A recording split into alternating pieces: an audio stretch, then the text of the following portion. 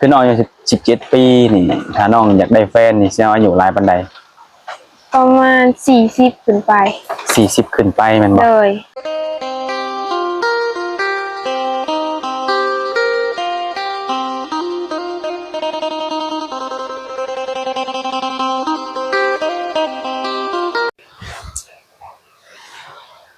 กับสบายดีและสวัสดีพ่อแม่พี่น้อง FC โมทุกคนเนาะสิเป็นอยู่ฝั่งลาวหรือว่าอยู่ฝั่งไทยทุกคนเนาะหรือว่าอยู่ทางต่างประเทศทุกคนเนาะวันนี้ก็ยินดีต้อนรับเข้าสู่ช่อง YouTube ของบ่าวแซดคือเก่าทุกคนเนาะวันนี้ทุกคนเนาะทางบ่าวแซดก็สิพาหนุ่มๆเนาะก็ FC ผู้ชมทุกคนนั่นแหละก็มาหาทางสาวโสดทุกคนเนาะก็เป็นสาวโสดหน้าใหม่ทุกคนเนาะมาเปิดใจมื้อนี้เป็นมื้อแรกทุกคนเป็นสาวโสดแบบสวยงามแบบว่าธรรมชาติทุกคนเนาะเป็นสาวบ้านๆเนาะคือหลายๆคนนี่ก็อยากได้สาวลาวที่แบบว่ามีความงามเป็นธรรมชาติหลายทุกคนเนาะมื้อนี้ก็พามาอีกคนหนึ่งทุกคน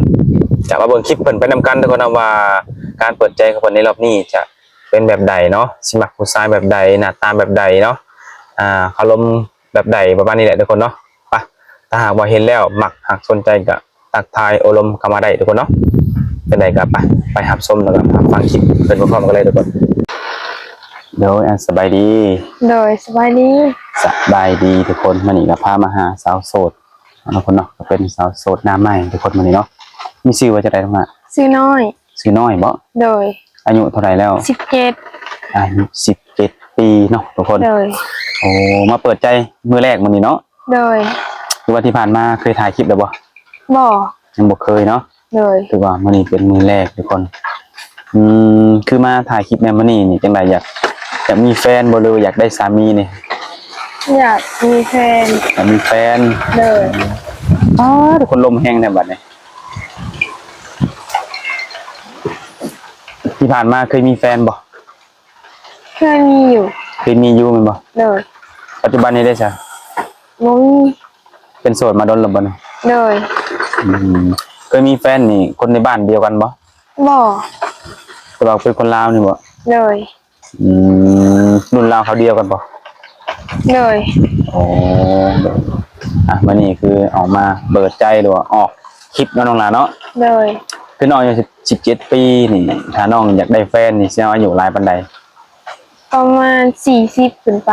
40ขึ้นไปแม่นบ่คือจะได้ผู้บ่าวอายุหลายแท้เพราะว่าเพิ่นฮู้จักใหญ่จักสูงเดี๋ยวเป็นผู้ใหญ่กว่าเนาะโอ้ทุกคนเนาะทุกคนเนาะแล้วต้องเลือกที่บอกว่าคนต้องเป็นหนุ่มไทยหนุ่มลาวเนี่ยต้องมาผู้บ่าวไทยหรือผู้บ่าวลาวไทยก็ได้บ่าวไทยก็ได้เนาะถ้าลมผู้บ่าวไทยนี่ถ้าเพิ่นอยากได้น้องไปอยู่นำนี่น้องสิไปได้บ่เนี่ยได้อยู่มันบ่แต่ปัจจุบันหรือว่าทุกมื้อนี้น้องอยู่กับใครใช่ในเฮือนเนี่ยอยู่กับแม่2 คนบ่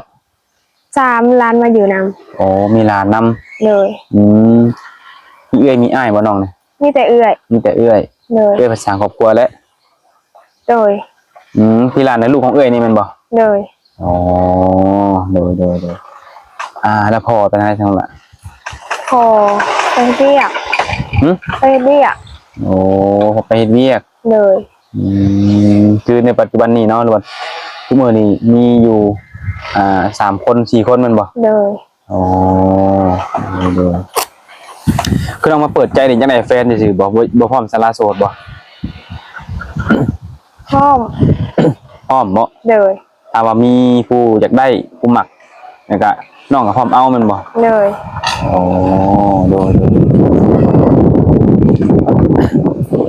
คนคือน้องแบบว่าจำกัดอายุหลายจังซี่เนาะแต่ถ้าเกิดว่าเพิ่นแบบว่าเป็นพ่อหมายได้น้องล่ะได้เบิดร่วมได้บ่บ่ตีเนาะกดเนาะพ่อหมายมีลูกติดก็บ่เป็นหยังแม่นบ่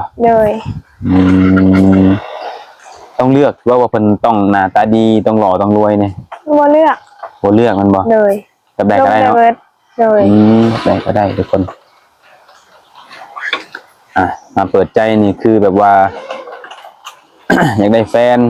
เลย ถ้าว่าลมกันไปแล้วถูกอกถูกใจนี่ก็พร้อมเป็นสามีภรรยาเนาะ เลย อืมมีสเปคบ่น้องอ่ะ ก็เป็นได้ก็ได้ แบบก็ได้บ่ได้เลือกเนาะ เลย อืมแล้วทุกมื้อน้องเฮ็ดหยังอยู่ทุกมื้อนี่ อยู่เงินก็พักปลูกพัก ปลูกผัก เดิ ปลู น กขายบ่รู้ปลูกไปกินนี่ ปลูกไปกิน น้องปลู บาก ง เอง ที บ่ คนขังเงินมาขอซื้อ โอ้ถ้ามีคนมาซื้อก็ขาย เลย น้องปลูกเองบ่หรือใครปลูก ปลูกก็ไม่ ปลูกกับแม่ เลย โอ้แต่ว่าแต่ละมื้อน้องเป็นคนฮด เลย อื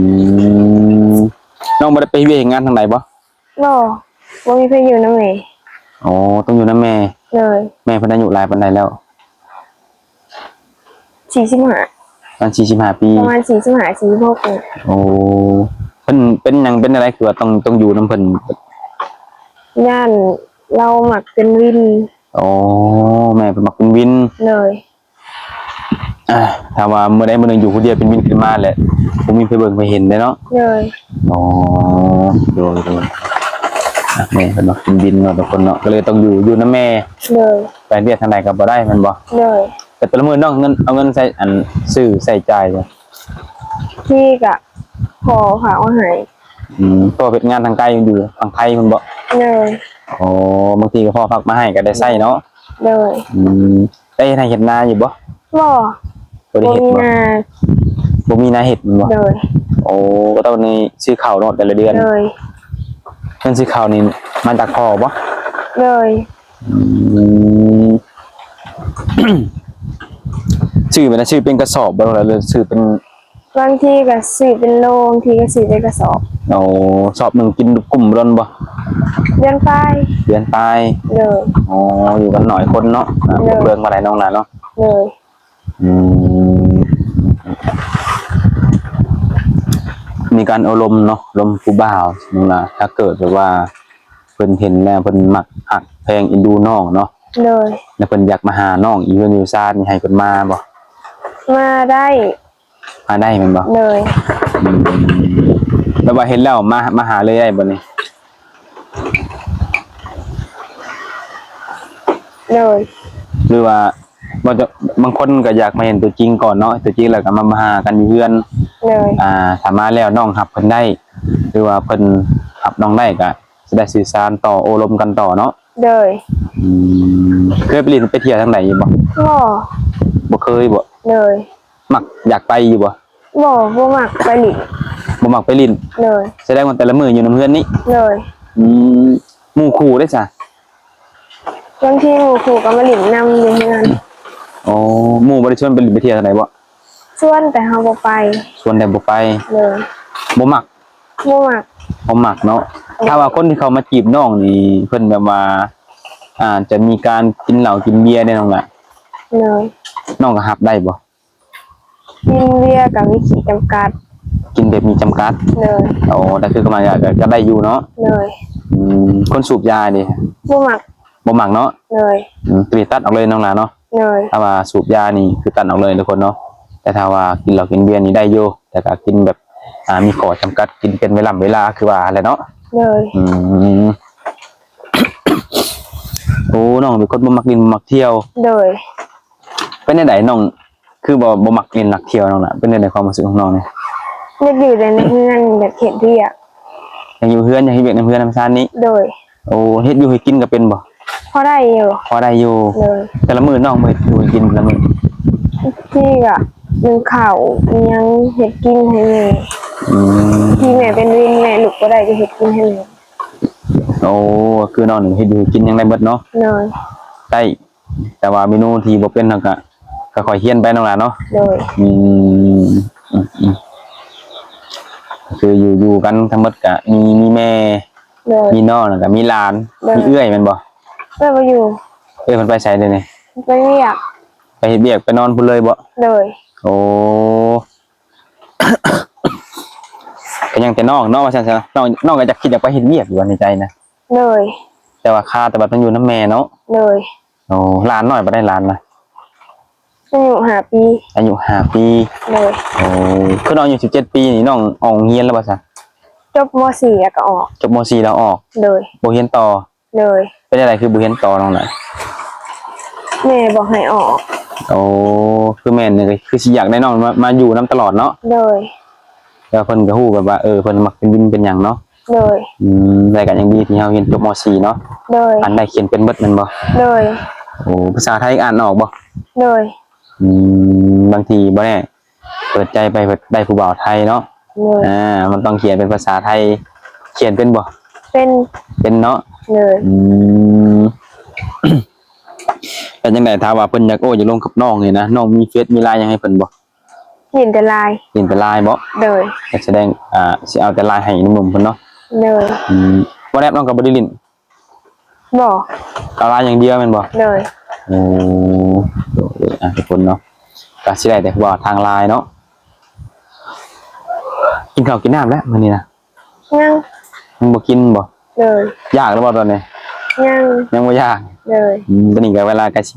เที่ยงแล้วทุกคนเนาะเที่ยงครึ่งเองบ่ายยังบ่ยากกินข้าวบ่ได้จักเทื่อทั้งหลายบางมื้อก็2แล้วแต่มันบ่เลยแล้วแต่ความอยากเนาะเลย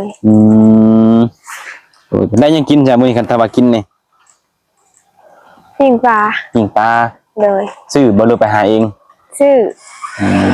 น้องก็ไปหาปลาเป็นบ่เคยไปหาอยู่บ่เคยอยู่เนาะแบบว่าหากินแบบธรรมชาติแบบว่าหากบมาเขียดน้องเคยไปหาบ่เคยได้อยู่บ่ไปหาแต่ละเทื่อได้อยู่ทุกมื้อนี่ก็นี่ล่ะยังไปคือเก่าบ่รู้อยากไปแล้วอยากไปแล้วแม่นบ่โอ้โดยคนแบบว่าการหาอยู่หากินน้องก็เคยหาเนาะเลยและอนาคตถ้าน้องได้สามีนี่น้องวางแผนอะไรกับอนาคตแบบในการค้าขายบ่เลยหยังนะมักอยู่บ่เลยน้องอยากขายหยังถ้าว่าได้ขายนี่ว่าขายเครื่องใช้ขายเครื่องใช้แม่นบ่เลยมีความฝันอยู่บ่เลยน้องฝันว่าใดอยากได้เงินอยากเฮ็ดห้างขายเครื่องได้เงินในห้างขายเครื่องเลยโอ้ขายอยู่เฮือนนี่บ่เลยเนาะคนเนาะแน่นอนทุกคนเขาก็ต้องมีความฝันแต่การมีความแบบเรื่องอนาคตการแน่นอนต้องคิดเพื่อไว้ได้ตรงหน้าเนาะเลยตอนนี้น้องสูงเท่าไหร่ตอนนี้นะผู้บรรลุความสูงเรียงเท่าไหร่บ่ได้อันน่ะเบิ่งบ่ได้แทกบ่ได้น้ำหนักกันจ้ะน้ำหนัก38นี่แหละประมาณนี้เนาะดูแต่ว่าความสูงนี่คือบอกบ่ถึงเนาะเลยเอาโดยทุกคนเนาะแต่ถ้าว่าหนุ่มๆคนที่เขามาจีบน้องแบบว่าหน้าตาเพิ่นบ่ดีเด้น้องละน้องก็สิล้มแล้วเพิ่นได้บ่ได้คนบ่หล่อนี่เอาเป็นสามีได้บ่ลงกันเบิ่งก่อนเลยต้องเบิ่งนิสัยกันแม่นบ่เลยเอาว่านิสัยดีถือว่าผ่านแม่นบ่เลยอ๋อมักคนที่นิสัยบ่เลยแต่ถ้าว่าเพิ่นนิสัยดีแต่เพิ่นอาจจะบ่หล่อบ่รวยได้น้องล่ะล้มได้แม่นบ่เลยเอาได้บ่เลยอ๋อทุกคนมั่นใจเนาะเลยโอเคทุกคนเนาะก็ตามนั่นแหละทุกคนเนาะกับน้องมามื้อนี้มาเปิดใจเพิ่นเป็นมื้อแรกทุกคนเนาะเรื่องราวก็อาจจะยังบ่มากมายเนาะก็ถามไปคร่าวๆถามคร่าวๆไปก่อนทุกคนเนาะสำหรับเรื่องท่านที่ต่อน้องเพิ่นก็สิมีเป็นลายให้เนาะทุกคนเนาะผู้ใดคิดว่าอยากอยากล้มอยากทำความรู้จักกับน้องน้อยมันบ่เลยเพิ่นก็เปิดใจหาแฟนถ้าว่าเจอคนนิสัยดีคุยกันเข้าอกเข้าใจเพิ่นก็พร้อมรับเป็นสามีเนาะทุกคนเนาะโอเคมื้อนี้ก็สิเอาเท่านี้ก่อนล่ะเนาะพอกันในมื้อหน้ามื้อในแหละจังว่ากันใหม่เนาะโดยสบายดี